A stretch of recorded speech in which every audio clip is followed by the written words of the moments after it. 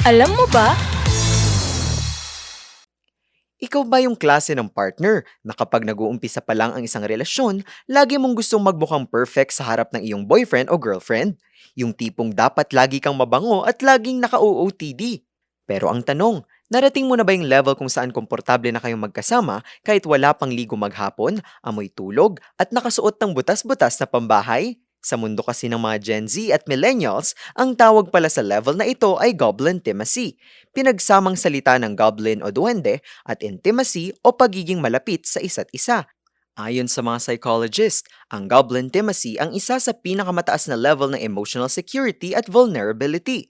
Kapag hindi mo na kailangang mag-pretend o magkunwari na maganda o gwapo ka palagi, ibig sabihin ay buong buo ang tiwala mo na mahal ka niya kahit pa sa pinakadugyot mong anyo. Sa ganitong paraan, nailalabas mo ang tunay na ikaw. At in this economy, mas practical daw ito dahil sa pagiging low maintenance.